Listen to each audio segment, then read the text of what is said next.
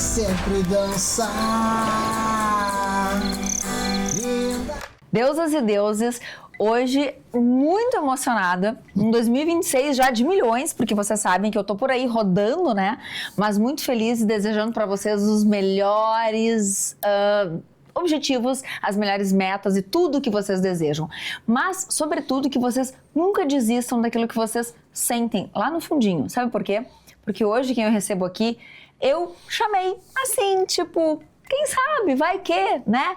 E de uma forma muito gentil, muito maravilhosa, inenarravelmente simpático e acolhedor, Zé Vitor Castiel me respondeu e disse: claro, querida, vou com o maior prazer. E desde então tentamos marcar uma data e aqui estamos. Querido, muito bem-vindo ao Afrodite. Eu que agradeço, Kelly. Eu acho que a gente aprendeu ao longo do tempo, né? Que aqui em Porto Alegre, tu acabou de me dizer antes de começar o programa, né? Não tem muito mimimi.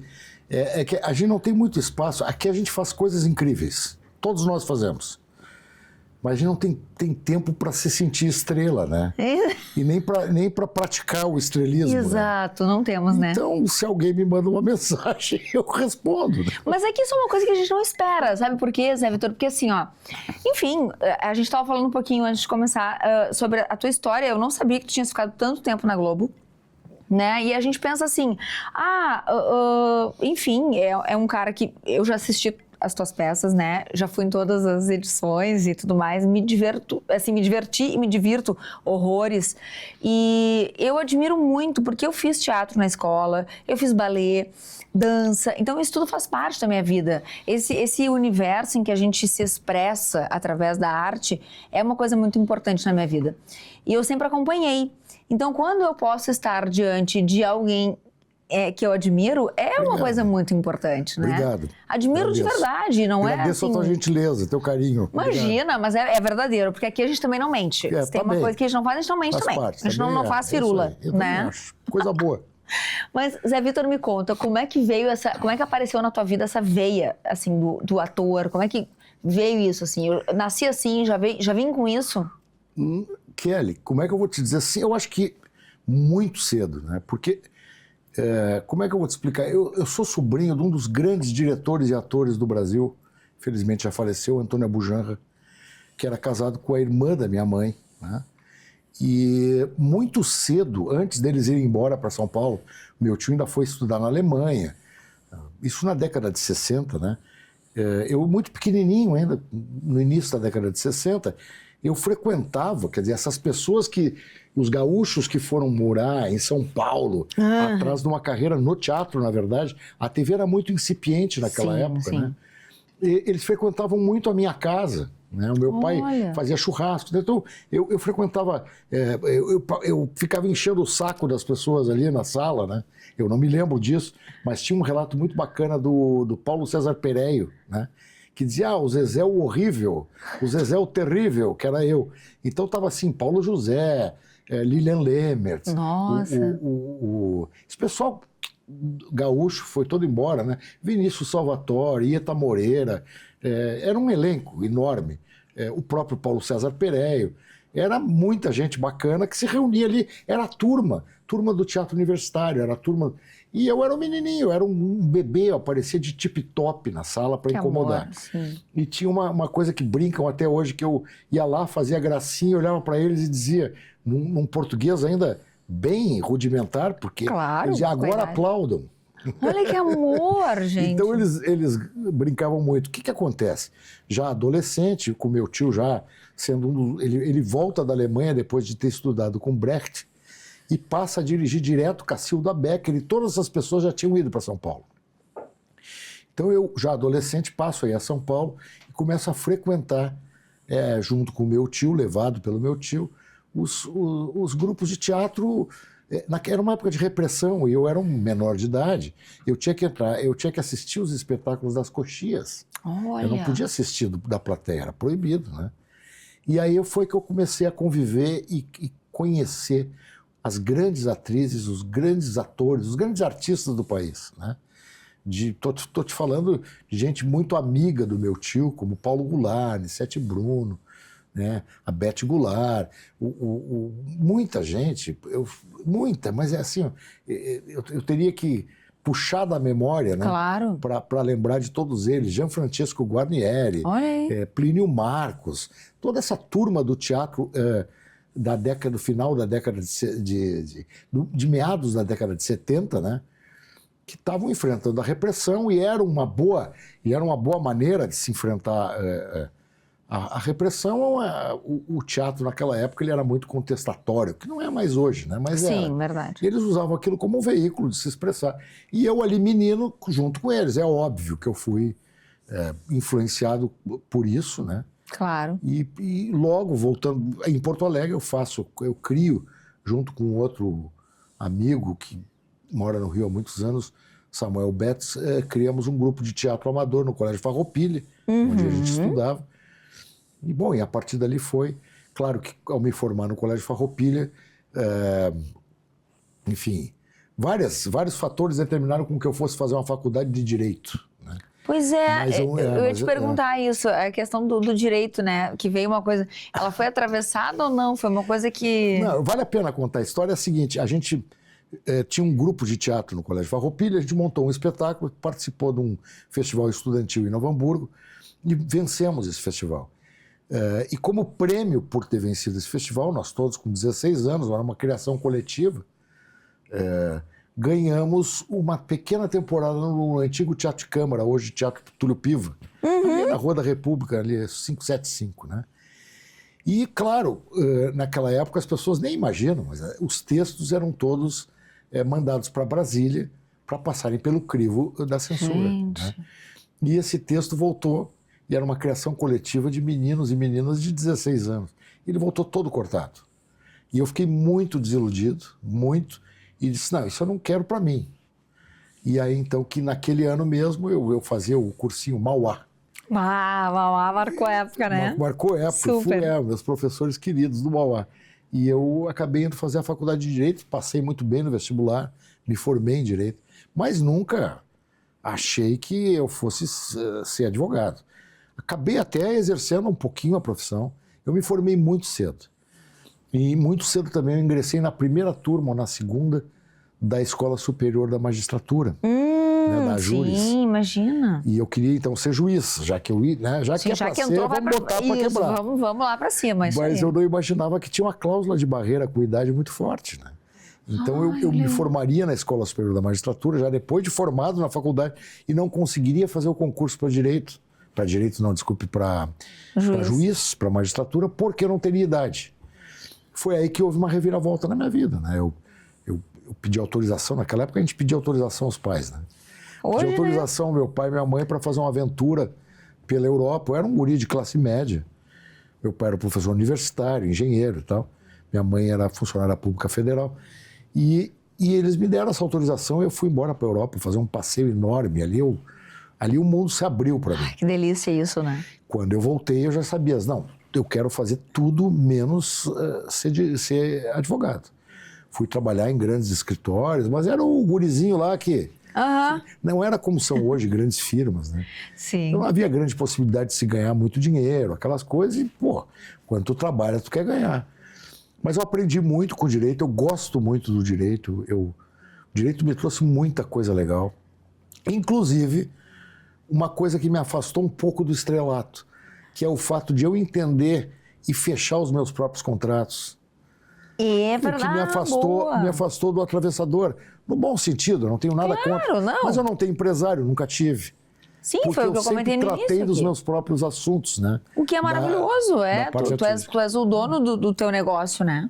E aí o que aconteceu foi uma decorrência natural, eu já estava trabalhando num escritório de advocacia, mas fui numa festa, falei com um cara que era ator, um grande ator, Ludoval Campos, mora no Rio até hoje, e disse para ele assim, olha, cara, eu sou engraçado, todo mundo me acha engraçado, aquele papo que eu já ouvi milhares de vezes, só que ele acreditou em mim. E ele me indicou para um diretor de teatro argentino, radicado em Porto Alegre, Néstor Monastério, que é o nosso grande diretor, que acabou me dirigindo por anos a fio em vários espetáculos de teatro. E esse cara acreditou em mim, me deu um personagem, blá. Que máximo isso. Isso já era 1900 e... acho que 88, 87, por aí. Um pouco antes, 84 foi isso. Eu me estreiei no teatro em 83, profissionalmente, e a partir daí, então, começou... E aí comecei a ficar muito íntimo da televisão, mas não porque Porto Alegre era um lugar estranho, assim, no sentido de que a gente não tinha uma produção de teledramaturgia, não se gravava novela aqui. Claro, a gente mas assiste, se gravava comerciais de TV. Exato. Enquanto no centro do país eles brigavam a foice para filmarem coisas, o Rio Grande do Sul começou a se especializar em gravar em videotape. Né? Hoje a era digital, ninguém mais lembra disso, mas até então os comerciais eram feitos em filme, em película. Normalmente 16 milímetros, às vezes 32, mas, às vezes 35, desculpe. Mas no Rio Grande do Sul se viu uma maneira de fazer com mais simplicidade, mais barato um pouco, sem grande gasto. E aí começou então o grande boom de gravações em tape, né, no Rio Grande do Sul. E aí surgiram caras como Jorge Furtado, Zé Pedro Goulart, Giba Assis Brasil, Casa de Cinema, né? Werner Schirmann. E esses caras começaram a fazer trabalhos em vídeo comerciais com uma mestria, assim, incomensurável. E aí, então, começaram a chamar os caras daqui para fazer os comerciais. Então, ali eu comecei a gravar muito comercial de televisão. E aí, uma decorrência natural, o Guel Arraes fecha um convênio com o Jorge Furtado e com outras pessoas que trabalhavam nisso, para fazer um núcleo de especiais aqui em Porto Alegre. Então aqui começou a se gravar, como eu te falei, Dores para Maiores, TV Pirata, comédias da vida privada. Muito. Né? Vou esquecer de mais alguma outra coisa. E nós, jovens atores e atrizes, fazíamos pontinhas.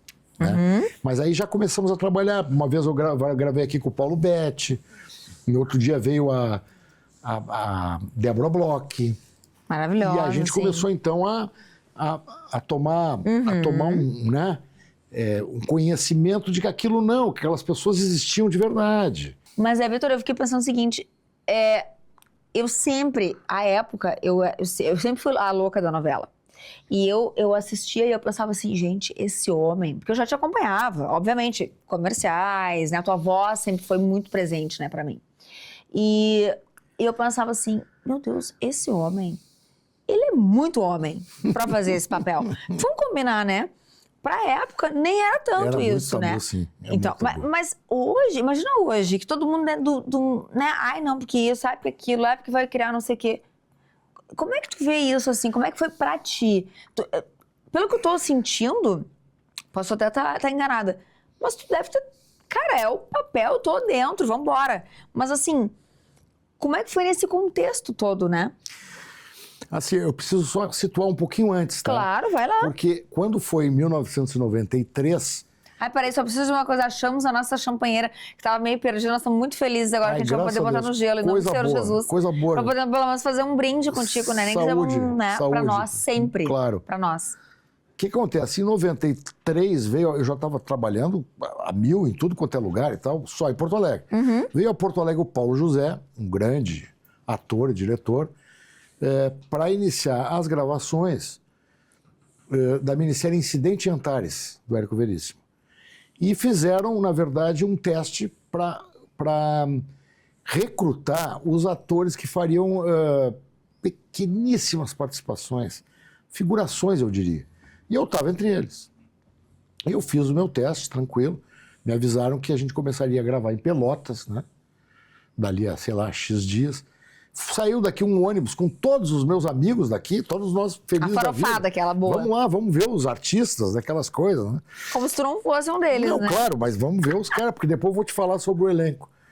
Aí eu chego lá e quando eu chego, tinha uma pessoa, eu não me esqueço, com uma plaquinha com o meu nome, né?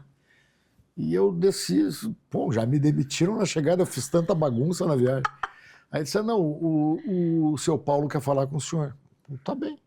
Aí eu fui, o Paulo José disse, olha, eu vi o teu teste e eu resolvi te dar um personagem na novela, na minissérie. Tu topa? Eu digo, topa. O personagem, Kelly, ele era da trama protagonista, era um dos genros da Quitéria Campo Largo, que era protagonista, que vinha a ser a Fernanda Montenegro. Né? Então eu já entrei ali, quer dizer, nesse elenco... Entrou mal, assim, no caso, né? Nesse elenco estava a dona Fernanda, a Marília Pera, o Gianfrancesco Guarnieri, o Diogo Vilela, Paulo Betti, Cláudio Correia e Castro. Nossa. Olha, eu não vou me esquecer de um monte de gente, vou me lembrando, vou te dizer. Era uma constelação, era um monte de gente. E aí eu pensei, me ferrei, né? Porque agora eu vou ter que performar. Aí eu fiz em Pelotas. A moça que fazia a minha esposa na minissérie chama-se Carla Daniel, filha do Daniel Filho. Né? Sim, claro. Carla Daniel. E era muito legal o meu personagem. Ele era um escroque, um bandidão, assim. Um cara metido em confusões e tal. Mas, então eu fiz a parte de Porto Alegre, tá pronto. Aí um dia eu recebo um telefonema, não existia ainda celular, me avisando então que eu teria que começar a gravar no Rio. E aí que me caiu a ficha. Eu disse, como assim? Eu disse, não, agora são 8 meses gravando no Rio. Eu digo, mas como? E a esposa, como é que ficou? Não é só esposa, a filhos. vida, pois é, eu já com tava o Joãozinho para nascer naquele ano de 94. Nossa, pois é. E aí, como é que fica? Como é que eu vou fazer? Onde é que eu vou morar? Não tenho grana, não tenho nada. Foi laços de família, não foi? Não, isso era Ainda, incidente Antares. Ainda incidente, tá. E aí foi que eu liguei para o Nico Nikolaevski, que morava no Rio, com a Marcinha do Canto, e disse, Nico, vou ter que morar na tua casa por um tempo, 8 meses. Ele disse, vem para cá. Tipo isso, assim, tipo tô Nico, indo. Né? Saudoso Nico. Só que um pouquinho antes de eu fazer isso, eu tive uma ideia. Digo, não é assim que as coisas acontecem. Aí eu telefonei para a secretária do Nelson Sirotsky no Grupo RBS. Me apresentei e disse que queriam conversar com o Nelson. E ele, não sei como, ele me recebeu dali alguns dias e eu fui lá e ofereci para ele o seguinte, olha, vou fazer uma oferta assim, ó. O Grupo RBS me mantém no Rio de Janeiro durante esses 8 meses, passagem, estadia, alimentação, táxi, o que for. E quando eu voltar, eu garanto que eu vou me sair bem, eu fico à disposição para prestar o serviço que vocês quiserem aqui. Achei muito parecido. Olha aí, viu? Passou uns dias e aí eu recebi um telefonema da Alice Urbim, lá na televisão, e do Gilberto Perim, e assim foi feito. Eles me mantiveram no Rio durante esses 8 meses, com avião, com tudo. Olha que massa. E assim eu consegui gravar. Só que daí eu me retirei eu digo, eu só posso fazer filmes e coisas na televisão que sejam participações, porque eu não vou me mudar para o Rio de Janeiro, não tenho como. A minha esposa estava terminando a formação profissional dela, ela é psicanalista, e eu não tinha como desfazer a família inteira. Eu era um cara, sempre fui, sou até hoje, muito assim, família, né? Sim, deu pra ver. Um pouquinho antes de começar, ele estava aqui atendendo uma ligação da neta, apaixonadíssimo, sendo coraçõezinhos do telefone. Coisa mais amada, Agora chegamos no Laço de Família. O que acontece? De 94 a 99, eu fiquei fazendo pequenas participações num monte de coisa. Mas já contratado lá pela Globo. Não. Não? Só era o sonho de uma noite de verão. Tá, entendi. Fiz o Incidente Antares e comecei a fazer várias participaçõezinhas, coisinhas. Vamos fazer novelas. Mas como é que é? Não, tu tem que morar no Rio. Não quero. E assim eu fui vendo a minha carreira ir pro Beleléu. Até que nesse dia, no final de 99, outubro, novembro, toco o telefone da minha casa, eu atendo, e do outro lado da linha estava o Manuel Carlos. Só ele, né? E aí ele me disse o seguinte, eu primeiro não acreditei que era ele, tá? Eu achei pouco Eu ia dizer, pois demais. meio... E tu bem calmo, assim, oi, mano, como é que tu tá? Foi bem difícil, assim, até meio que, de alguma maneira, ele percebeu que eu estava pedindo uma prova, né? Que nem fazem com idosos, prova de vida, né? Mas aí o papo dele foi interessantíssimo. Ele dizer é o seguinte, eu acabei de ver, ontem eu vi, um filme do Jorge Furtado, chamado A Felicidade É, que tem uma cena que tatua um outro magrinho, né? E vocês ficam 5 minutos falando só palavrão. E é verdade, eu fazia um caminhoneiro Bah. grandão assim, e o Zé Adão Barbosa fazia o magrinho. E a gente ficava 5 minutos falando só palavrão um pro outro. Bah. Era muito Era engraçado. derradeira, aquela coisa. Cena engraçada. E ele disse, e eu te vi e disse, olha, esse cara pode fazer o personagem para mim. Só tem um problema. Esse cara faz um personagem muito controverso. Ele tem potência sexual e... Ele falou bonito, assim, impotência sexual. Potência broxa, sei lá, potência sexual. Não, eu digo porque, né, depois virou uma coisa que tu deve ter ouvido zilhões de vezes entre teus amigos, mas tu é um cara que... Mas tu vai entender que não fez a menor diferença. Total. Aí o que acontece? Eu disse, tá, mas eu não vou me embora daqui de Porto Alegre. Eu não vou dizer, não, faz o seguinte, tu vem para o Rio de Janeiro, discute o teu salário, porque tu vai ser contratado pela Globo, discute o teu salário com eles, e aí eles sabem que eu tô... Naquela época, quem mandava na Globo eram os autores. Os autores, sim, é verdade. Eu pedi, então eles vão ter que dar. Claro, não vai pedir uma exorbitância, mas pede um bom salário, pede avião, pede hotel, pede tudo que tu puder para poder não sacrificar a tua vida familiar em Porto Alegre, que eles vão ter que aceitar. Que máximo isso, gente. Eu nunca me esqueço, eu fui pegar um avião da Varig, que eu estava pegando no antigo Salgado Filho, fui estagiária na Varig. ainda liguei para o Jorge Furtado. Jorge, tô apavorado. Me ajuda, cara. O que eu faço lá? Ele disse, como é o nome do produtor que vai te atender? Eu digo, eu não me lembro agora o nome dele, tá? Ele disse, não, esse cara eu conheço, tu vai falar assim, assim. O Jorge ainda me orientou como eu deveria falar com o cara. Cheguei lá e foi exatamente como o Maneco falou, né? Ele me ofereceu um salário que para mim estava muito bom. E olha que eu não era um cara muito simplório, tá? Estava muito bom. Uhum. E tudo mais. Alimentação, motorista, Coisa boa. tudo que eu tinha direito. E morando no Hotel Everest, ali de Ipanema, que era um hotel de gaúchos, né? Sim. E foi assim que eu fui para o Rio feliz da vida fazer. Quando chegaram os primeiros capítulos da novela, minha mulher me grudou num canto e disse, olha aqui, ó, esse teu personagem, se tu quiser fazer bem ele, tu presta atenção que ele é um cara deprimido, tá? Uhum. Ele tá broxa, a mulher manda nele, a filha manda nele, os amigos cagam pra ele tá abaixo daquele negócio da galinha. Uhum. Então tu te prepara para não fazer um bobo alegre que vai ficar horrível. E engraçado, esse dia eu estava revendo as cenas do Laços de Família. Foram 10 meses no ar Laços de Família e o Viriato não dá um sorriso. Nenhum mesmo. Nenhum Eu tô sorriso. revendo toda a novela. Ele faz todo mundo rir, faz o Brasil inteiro rir. O núcleo inteiro, todo mundo morria de rir. Mas e ele sofria aquilo. Isso emprestou uma veracidade muito grande pro personagem. Muito, muito. Então, ao mesmo tempo que mexeu com um tabu muito forte, que era a questão da impotência sexual, ele também trouxe uma possibilidade de mostrar para aqueles homens que sofriam quietos desse mal que havia saída. Claro. Mesmo que ele fizesse um personagem cômico e tal. E para mim também foi legal, por eu ser um cara gaúcho, que gosta das coisas do Sul, fazer um personagem carioca, sem nunca chiar. Só no jeito de falar. Né? Para mim foi muito importante fazer, realmente foi um marco. E agora entramos naquela questão. Tiravam sarro na rua? Muito. Muito.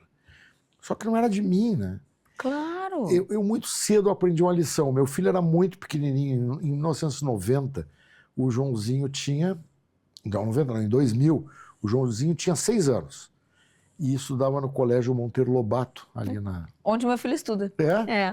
Então, o Monteiro Lobato é onde meus filhos estudaram a vida inteira. É uma delícia aquela E escola. aí, eu um dia fui buscá-lo, a novela já no ar, né? Fui buscá-lo.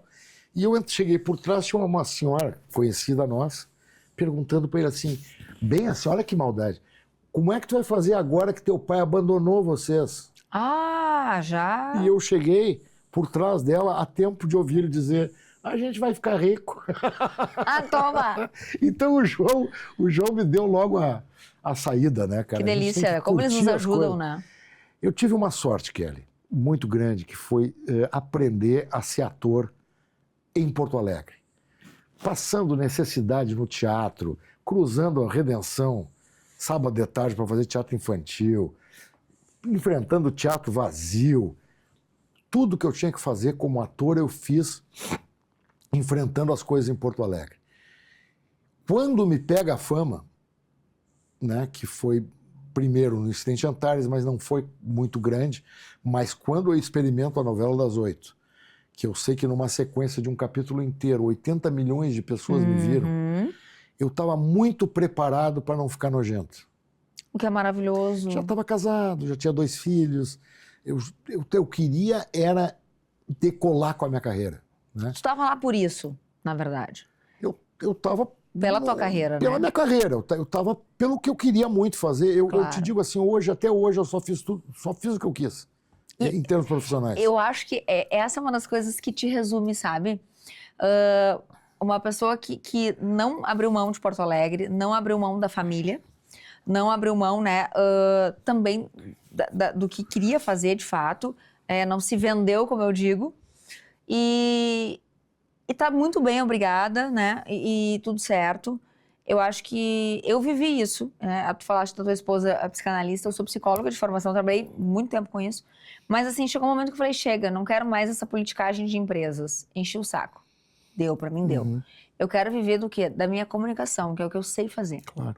Eu sou boa nisso. Assim, chega aqui, tá, Kelly, 3, 2, 1, vamos lá. Bom, eu adoro um palco e tudo mais, é sobre isso. Mas eu acho que é a gente obedecer aos nossos chamados internos, né? E nós sempre temos isso muito, muito grande, assim. Mas sabe que eu acho que um programa contigo mereceria 3 horas.